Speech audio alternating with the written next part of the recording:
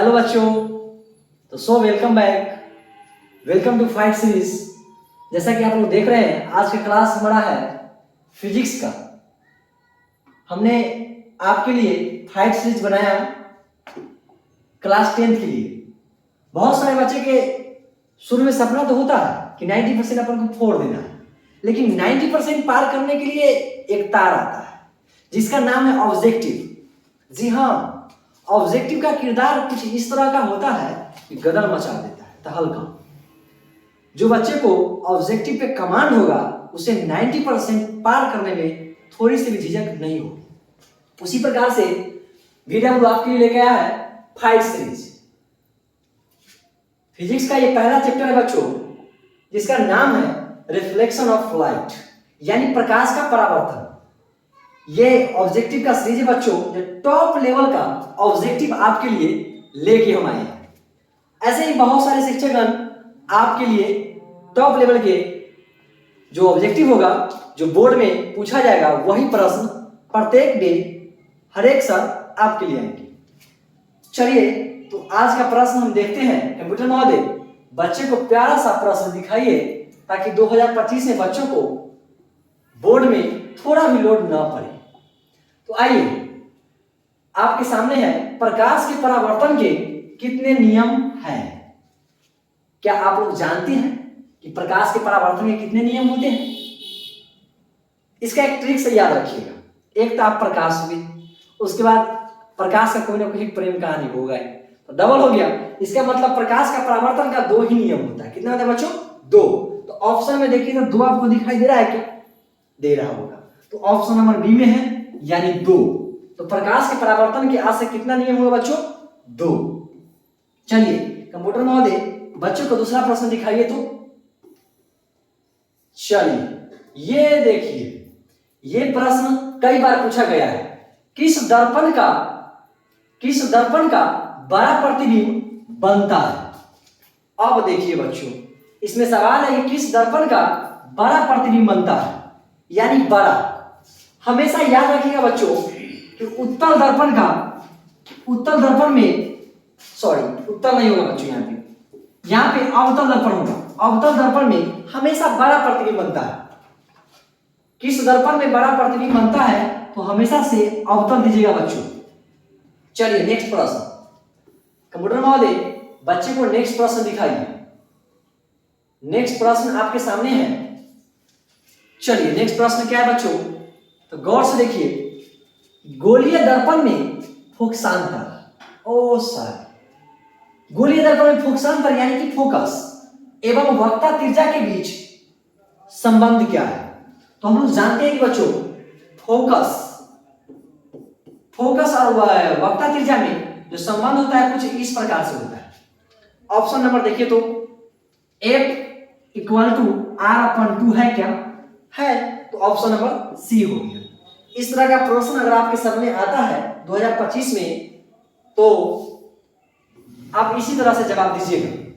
अगर आप चाहते हैं कि आपके जीवन में लाइट की तरह प्रकाश आए, बोर्ड में 90% लाने का जज्बा है, तो अभी से फाइट सीरीज का कब्जा लगा लीजिए, क्योंकि ये आपके लिए बना है, सिर्फ आपके लिए, आपके दोस्त के लिए। इसलिए दोस्तों में शेयर कीजिए, लाइक कीजिए, कमेंट कीजिए कैसा लग रहा है ये सीरीज।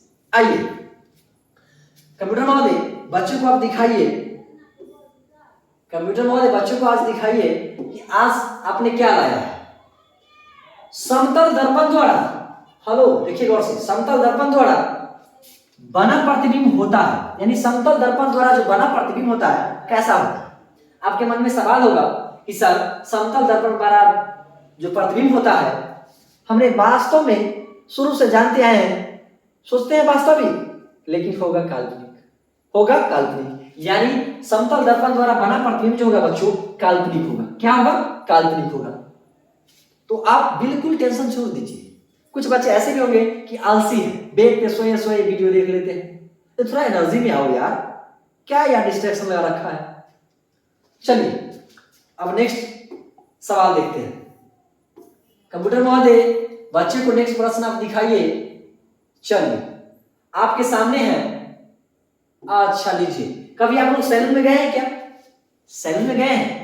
ओरे भाई अंकल जी को याद कीजिए, जब उसका जिलेट कार से, यानी जिलेट कार से जब उसका, यानी उनका, जब उनका दाढ़ी का, जब नाई, याद रखिएगा, दाढ़ी बनाने में,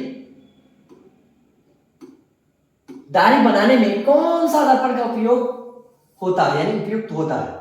हम देखे हैं कि जब दाढ़ी बनाने वाले भैया किसी अंकल को जब जिलेट कार से शेविंग करते हैं, उसमें कौन सा यूज करते हैं। यही बात तो है अपने मन में, यानी अपन का भी मन में सवाल था कि ये इसमें कैसे कमाल करें।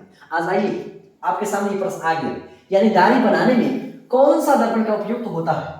तो आपके मन में सवाल होगा कि सर इसमें कैसे कमाल करें। याद रखिएगा कि जब अपना भी एक टाइम था जो पता नहीं था, यानी कि अब था, दाढ़ी बनाने में कौन सा दर्पण का उपयोग होता है बच्चों, यानी कौन सा उपयोग होगा, आप मारिएगा हमेशा अब तक। क्या मारिएगा? अब तक। चलिए कंप्यूटर महोदय बच्चों को नेक्स्ट प्रश्न दिखाइए, नेक्स्ट प्रश्न दिखाइए हमारे बच्चों को।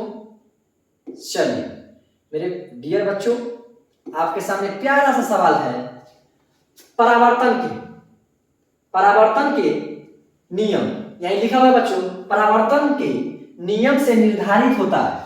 जैसे मान लीजिए कि हम यहां पे एक ऐसे करके लाइन खींची, अब ऐसे करके किरण आया, क्या आया? किरण आया, अब फिर ऐसे लौट गया, तो आने वाला किरण तो हमारा होता आपतित, और जाने वाला परावर्तित। तो उसी प्रकार से पूछा है बच्चों कि परावर्तन के नियम से हमें क्या निर्धारित होता है। ऑप्शन देखिए, आपतन कोण परावर्तन कोण के बराबर होते हैं, परावर्तन कोण अपवर्तन कोण के बराबर होते हैं, आपतन कोण विचलन कोण के बराबर होते हैं, या फिर इनमें से कोई नहीं। तो मुन्ना तुम बताओ, आज चुनना तो नहीं ना लगाओगे, ऑप्शन में गौर से देखिए और इसको कमेंट कीजिए। तो बच्चों आपतन कोण परावर्तन कोण के बराबर होते हैं, आप इतना बात जान लीजिए, आपतन कोण परावर्तन कोण के बराबर होते हैं।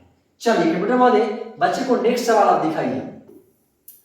क्या नए नए सीरीज है आपके पास आया है, इसको वेब सीरीज बना दीजिए बच्चों। अब देखिए यहां पे गोलीय दर्पण के परावर्तन पृष्ठ की वृत्ताकार सीमा रेखा का व्यास कहलाता है। क्या कहलाता है? ये भी आपके मन में सवाल होगा। बिल्कुल बिल्कुल, यानी बच्चों यहां देखिए गोलीय दर्पण के परावर्तन पृष्ठ, यहां बोला परावर्तन पृष्ठ, अब बाद बोला वृत्ताकार कार सीमा रेखा का व्यास कहलाता है। क्या कहलाता है? ऑप्शन देखिए और इसको दागिए, ऑप्शन देखिए और दागिए। मुख्य फोकस, वक्ता त्रिज्या, प्रधान अक्ष, गोलीय दर्पण का द्वारक। क्या होगा बच्चों? जो मुन्ना को आता है कमेंट करके आप बता दीजिएगा। तो इसका ऑप्शन नंबर हो जाएगा बच्चों गोलीय दर्पण का द्वारक, गोलीय दर्पण का द्वारक। अगर इस तरह का प्रश्न आएगा तो आप इस तरह का आंसर दीजिएगा। ये टॉप लेवल का प्रश्न आता है बच्चों, ये अभी टॉप 10 आता है प्रश्न आपके, ये बिहार बोर्ड में बिल्कुल 100% टकराएगा। ये 100% का वादा है बच्चों, आपको टकरा के रहेगा। चलिए आगे देखते हैं। कंप्यूटर महोदय बच्चे को नेक्स्ट प्रश्न दिखाइए, नेक्स्ट प्रश्न दिखाइए बच्चों को। चलिए आपके सामने आया है, प्रकाश की किरणें गमन करती है। आपने कभी मेला में गया है? गया है। तो याद रखिए सुबह जब उठते हैं जब प्रकाश का किरण आता है आपके पास, तो कहां पर गमन करता है, कैसा रेखा में गमन करता है, कौन सा रेखा में गमन करता है? सर वो एक रेखा थी ना, उसी के पास था ना, कहीं गमन वाला बात करें कि हमारा प्रकाश दोस्त था, वो रेखा के पास जाकर गमन करता था, यानी मिलता था। ऐसा बात नहीं है बच्चों, यहां बात है कुछ और। क्या बात? गौर से याद कीजिए, जब रेजर लाइट किसी व्यक्ति पे हम मारते थे तो डायरेक्ट उसके पास एकदम जाता था, सीधा होके ऐसे जाता था, क्या ऐसे जाता था, क्या ऐसे जाता था, कैसे जाता था? सीधा। जब रेजर लाइट को जलाते थे तो किसी व्यक्ति पर सीधा पड़ता था, यानी कि प्रकाश से किरणें हमेशा गमन करती है सीधा रेखा में, टेढ़ी रेखा में, किसी भी दिशा में, उपयुक्त सभी। किसमें करेगा बच्चों? बता फटाफट। अब मुन्ना तो बता देगा पक्का। सर अभी ना बताया कि रेजर लाइट वाला बात, हमारा दोस्त बहुत डेंजर था, रेजर लाइट सीधे मार देता था, यानी सीधा, सीधी रेखा में, यानी कि क्या हो जाएगा ऑप्शन नंबर ए, सीधी रेखा में। चलिए कितने बच्चे का सही हो रहा है कमेंट करके बता दीजिएगा, हम डेली कमेंट देखते हैं बच्चों। कंप्यूटर महोदय बच्चे को हमारा नेक्स्ट प्रश्न दिखाइए तो। चलिए आ गया। अब आपके सामने ये प्रश्न आया है, निम्न में से किस दर्पण की फोकस दूरी धनात्मक होती है। लो बाबू, यहाँ क्वेश्चन है कि निम्न में से किस दर्पण की फोकस दूरी धनात्मक होती है। तो आपको पहले से मालूम नहीं है तो अभी से मालूम कर लीजिए। हमेशा से आप जानते होंगे बच्चों, नहीं जानते आप, नहीं जानते, उत्तल दर्पण का फोकस दूरी हमेशा धनात्मक होता है। क्या होता है बच्चों? धनात्मक होता है। उत्तल दर्पण का फोकस दूरी हमेशा धनात्मक होता है। चलिए कंप्यूटर महोदय टॉप 10 प्रश्न बच्चों को आज दिखा दीजिए।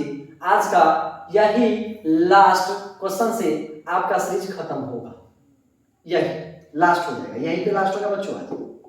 चलिए, निम्नलिखित में से कौन से उत्तल दर्पण की फोकस दूरी है जिसकी वक्रता त्रिज्या 32 सेंटीमीटर है।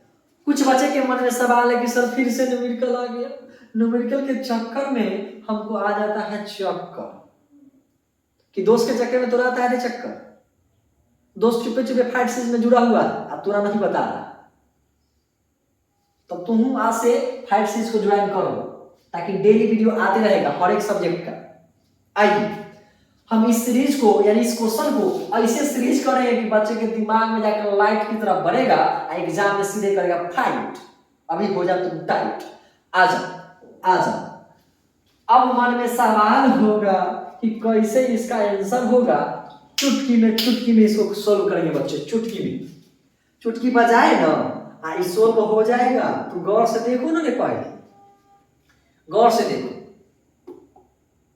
देखो मुन्ना, गौर से देखो। चलिए अगर मानो कि बच्चों हम यहाँ पर ले लेते हैं, सब जानता है कि फोकस दूरी बराबर होता है, रुको ऐसे नहीं होगा, ऐसे में बताया यहाँ बोला निम्नलिखित में से कौन उत्तल दर्पण की फोकस दूरी जिसकी वक्रता त्रिज्या 32 सेंटीमीटर है। वक्रता त्रिज्या मान लो कि बउआ यहाँ पर दे रहे हैं कि वक्रता त्रिज्या बराबर 32 सेंटीमीटर। कितना सेंटीमीटर है? 32 सेंटीमीटर। अब जान लो मुन्ना कि यहाँ पर बोला है फोकस दूरी, तब सब जानता है कि चूंकि फोकस दूरी बराबर 2/r/2 होता है। सब जानता है ना बच्चा? जानता है। फोकस दूरी बराबर वक्रता त्रिज्या 2 होता है, आधी होता है। इसलिए देखेंगे बच्चों वक्रता त्रिज्या यहाँ पर कितना दे दिया है? 32 सेंटीमीटर, और नीचे में क्या है? 2। जैसे ही 2 से काटेंगे तो 16 दूना 32 होता है ना बाबा, तो F बराबर, तब तुम बताओ कि 16 सेंटीमीटर हुआ कि नहीं हुआ, धनात्मक में यानी पॉजिटिव में। अब बता मुन्ना कि ऑप्शन नंबर ए से डी तक में तो कौन सही लगता है? अब तो समझ गया सब, यानी 16 सेंटीमीटर। यहां तक कोई दिक्कत हुआ मुन्ना? नहीं। तो इसी पे आज हम खत्म करेंगे। जैसे मान लो मुन्ना, फिर हम कल आते हैं नया सीरीज लेकर के। जय हिंद, जय भारत।